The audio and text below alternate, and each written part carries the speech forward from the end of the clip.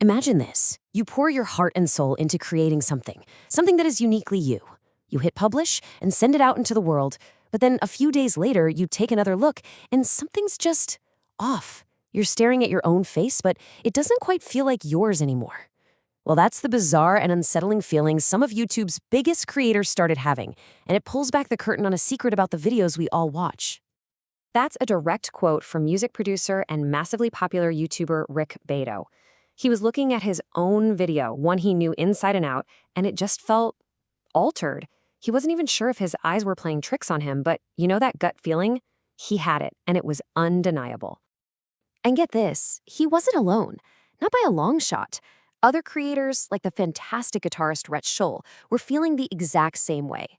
They were looking at their own stuff and describing it as suddenly feeling unnatural, unfamiliar, even fake. The videos they shot, they edited, they uploaded, they weren't exactly what they had made anymore. So what was going on here? What was this strange anomaly? Let's dive in and break down exactly what these creators were seeing that made them feel like they were looking at a stranger in their own videos. Now, what's so wild about this is just how subtle the changes were. Seriously, we're not talking about some crazy over-the-top TikTok filter. It was stuff like the folds in a shirt looking almost too sharp, skin getting smoothed out or highlighted in ways the creator never ever intended, and even tiny, bizarre changes to the shape of their ears. Rett Scholl really summed it up perfectly. It just had an AI-generated look. And this is the absolute key to the whole story.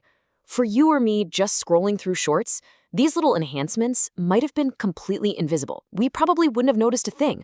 But for the person whose face and work was being altered, it felt like a violation of their authenticity, of their ownership over their own content. So, you've got these individual creators with a bad gut feeling. How in the world did that turn into a full-blown public confirmation from one of the biggest tech platforms on the planet? Well, the investigation actually unfolded surprisingly fast. Okay, so this didn't happen overnight, but man, did it escalate quickly. It all started with some whispers back in June, with people on social media saying something weird was happening with YouTube Shorts. But the story absolutely exploded when creators with millions of followers, guys like Beato and Scholl, started talking about it publicly. And only then, after the alarm bells were ringing loud and clear, did YouTube step in to officially say what was going on.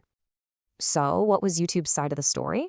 Well, their official response seemed like an attempt to play it all down. But for a lot of experts, it just ended up raising even more questions. YouTube's own creator liaison explained it away as just a small experiment happening on a few select shorts. But pay attention to the specific words they used here: traditional machine learning. They tried to compare it to the stuff our smartphones already do to make videos look better. But that explanation, it didn't really sit right with everyone. Yeah, that wording didn't fly. A disinformation expert named Samuel Woolley immediately pointed out that calling it that was pretty misleading. Why? Well, because machine learning isn't some totally separate, less scary thing. It is a core part of AI. As he put it, just plain and simple, this is AI. So the attempt to frame it as something more ordinary, it just didn't hold up. And look, this whole thing isn't just about some weird, isolated YouTube test. It's actually part of a much, much bigger trend where artificial intelligence is quietly processing the media we consume before it even gets to our eyes. Just think about it for a second. Samsung already admitted they use AI to make photos of the moon look impossibly crisp. And Google's Pixel phones, they have a feature called Best Take that literally takes bits and pieces from multiple photos to create one perfect group shot where everyone is smiling and nobody's blinking. AI is already reshaping our reality, a lot of times without us even knowing it. And this gets to the heart of the matter, really. It all comes down to the difference between choice and control. You know, when a creator slaps a filter on their TikTok video, that's an explicit choice. They consent to it, it's totally transparent, and they're the one in control. But what happened here was the complete opposite. There was zero consent, the whole process was hidden, and control was ripped away from the creator and handed to the platform. So, this brings us to the fallout. The really big stuff. The serious implications this has for the relationship between these giant platforms, the people who create for them, and, well, all of us who watch their content. This quote from Samuel Woolley just cuts right through all the noise.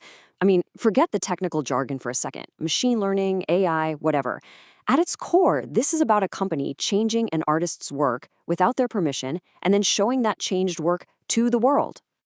This idea of a hidden layer of processing is so important because it just eats away at authenticity. For a creator like Rett Scholl, his entire brand, his career, is built on trust. If his audience can't be sure that what they're seeing is what he actually made, that trust starts to crumble. And that applies to everything on these platforms, from a funny video to the news, where authenticity is everything. What's really fascinating, though, is that the creators at the very center of this whole thing had different takes. Rett Scholl was clearly worried about that bond with his audience. But Beato, he was a bit more optimistic, pointing out that, hey, YouTube is an industry leader and they're always experimenting. He even said, YouTube changed my life. It just goes to show you how complicated that relationship is between creators and the platforms they really depend on. When you step back and look at the whole picture, the fact that this experiment was rolled out so quietly with no announcement sets a really troubling precedent. It points to a future where the videos, the photos, even the news we consume might be subtly tweaked and reshaped by AI before we ever get a chance to see the original version. And that leaves all of us with a massive and frankly kind of scary question. As these hidden layers of AI become more common, more powerful, and more invisible, who truly gets to decide what's real on the screens we stare at every single day?